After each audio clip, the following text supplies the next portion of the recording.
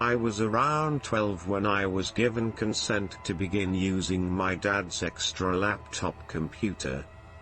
Considering that his work offered him a brand new one every couple of years, and he thought I can make use of the experience of getting exposure to technology early on.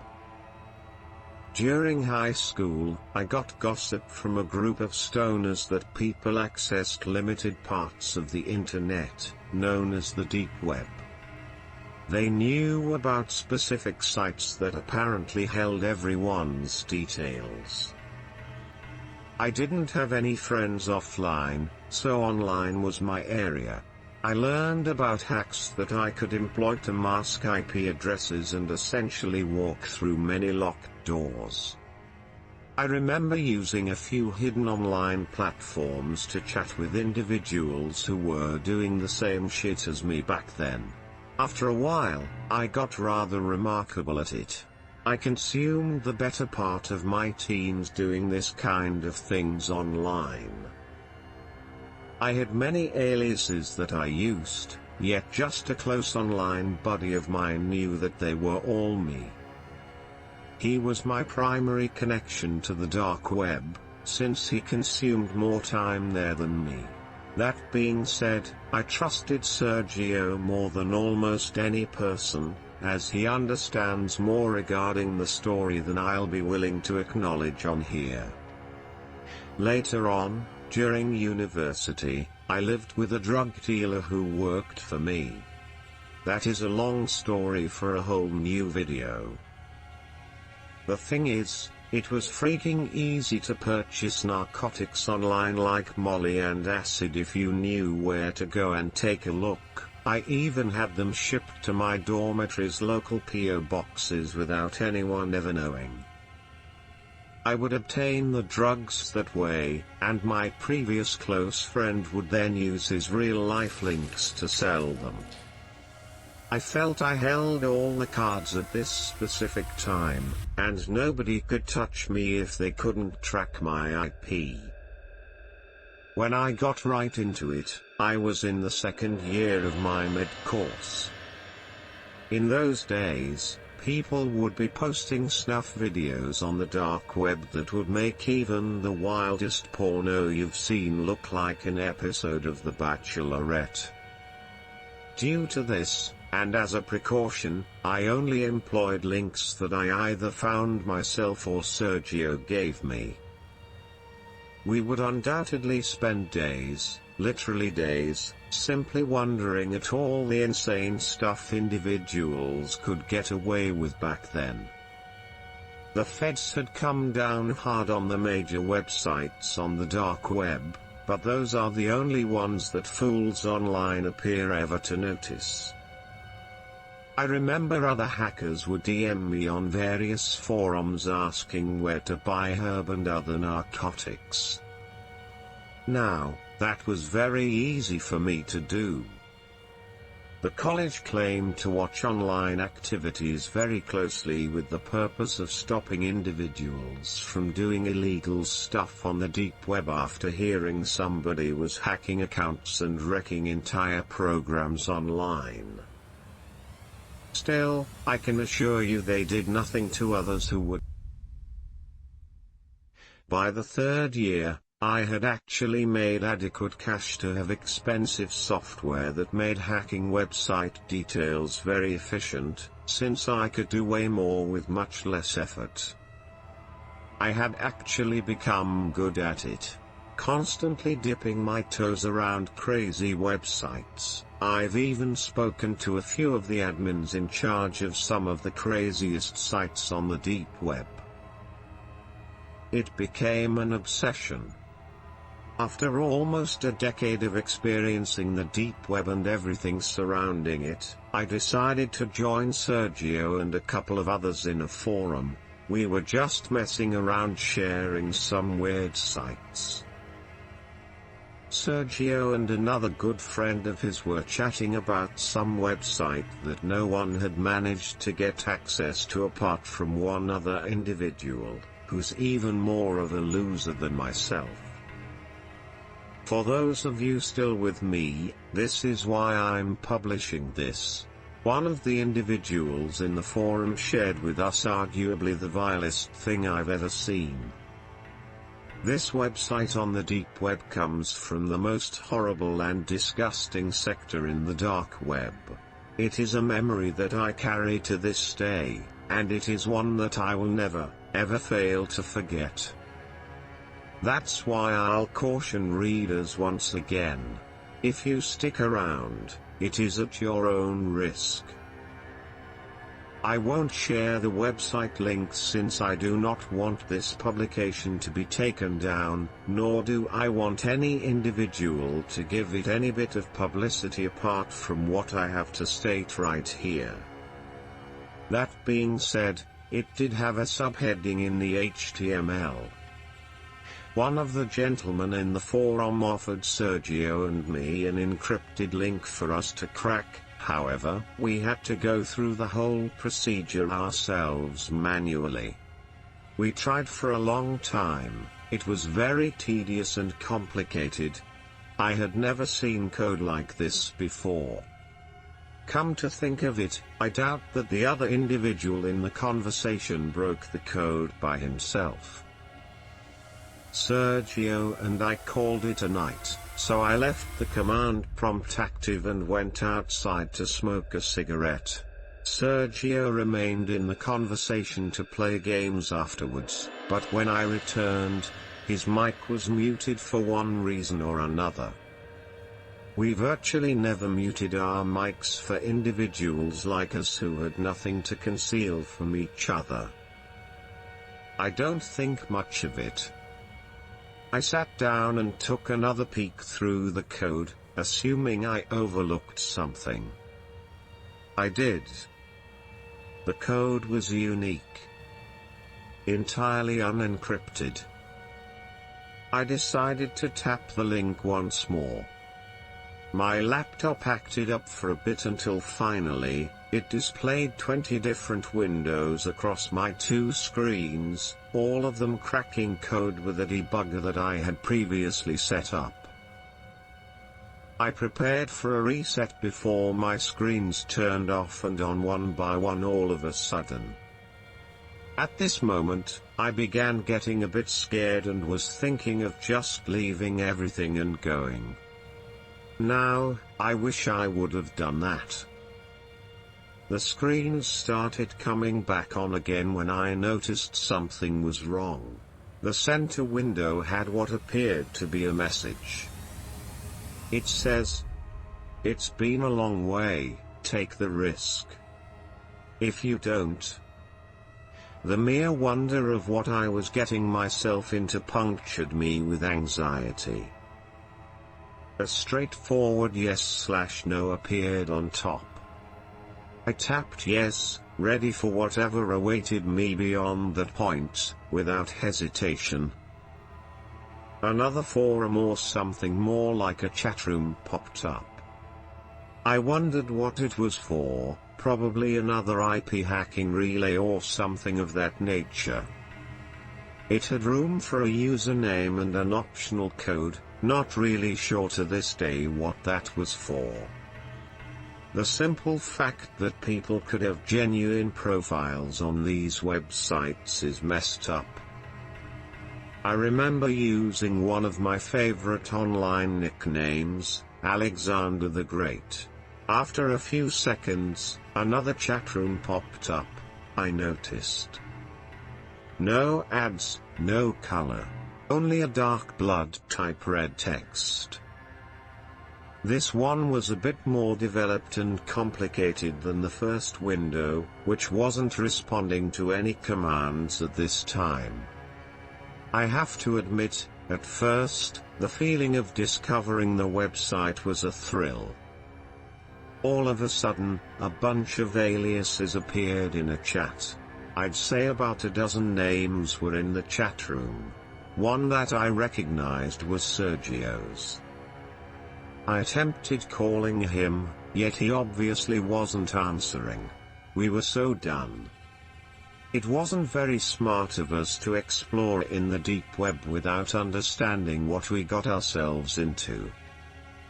I could tell users definitely had met before, as they promptly began chatting among each other as Sergio and I continued in silence. As they discussed things, I was beginning to relax a little bit. Perhaps this was simply a silly cult site in charge of arranging deals or other foolish online shit that I have honestly seen in the past. All of it appeared so typical, so why all the ambiguity? One of the first tabs, still empty and unresponsive, immediately started loading something. It looked like a video of some sort. Porno, maybe? It would certainly make good sense to conceal it, but not this much, as well as the chatroom, didn't make much sense. I felt drawn to ask the various other individuals in the chat what the file was, however, I was afraid that might give me away as somebody who's not supposed to be there in the first place. I got the balls to post the question, "What are we all here for?" coming out as deviant as I could. Seconds passed, and I didn't get a single reaction from any of them. As a matter of fact, no one sent another comment. Sergio remained silent. The video finally started as footage of a dim, shady basement somewhere took form on my screen. Initially, the video was awful in terms of quality but got better after around 30 seconds. I was terrified and alone in the house. It was dark as hell, with little else but the sound of whatever was happening behind the scenes. It remains like this for approximately 5 minutes. I felt like I spent every minute of it staring at the monitor, waiting for something to occur. Eventually, a man steps onto the screen, holding up a board with unknown notes on it as well as the words, "The show" underneath. The man was dreadful to look at and visibly overweight. I had no notion of what he was speaking.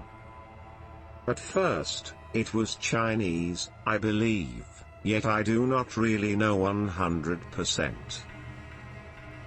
Fortunately for Sergio and me, the dude had another individual beside him who communicated in broken English. "Hello users. Welcome to the show."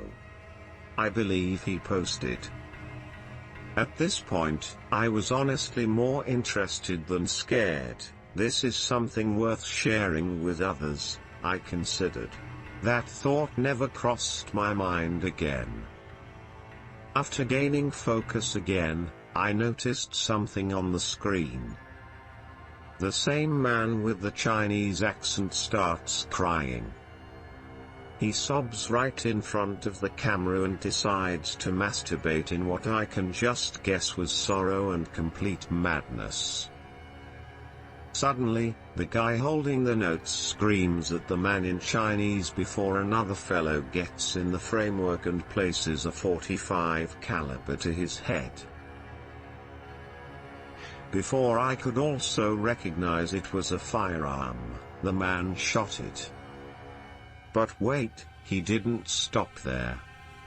Pushing the weapon's barrel against the dead guy's skull, he repeatedly discharged, each shot splashing blood and parts of the man's brains all over. Okay, a horrible video on the deep web, not much to be shocked there, I thought. That's when I looked back at the screen once again. Users in the chat room were commenting on what to do next. The chat went totally nuts. Everyone commented in different languages, but basically, the English ones that I reviewed stated, "Blast him one more time, finish him." What the hell? I recognized then that I had not watched some shocking video or foolish clip. This was a live stream.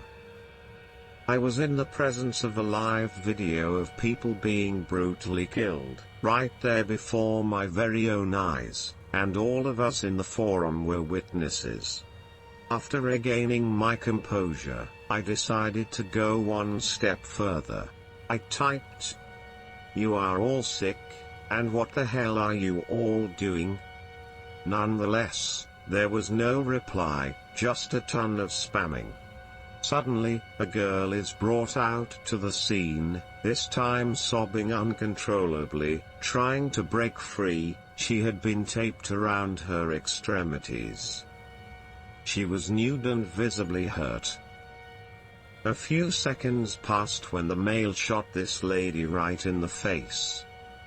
Everything happened so fast, I couldn't do or say anything but wait for the inevitable. Users started to cheer as if they were in some kind of sporting event, asking for more. It was sickening. What occurred next, I don't want anyone to know. I am not messing around here.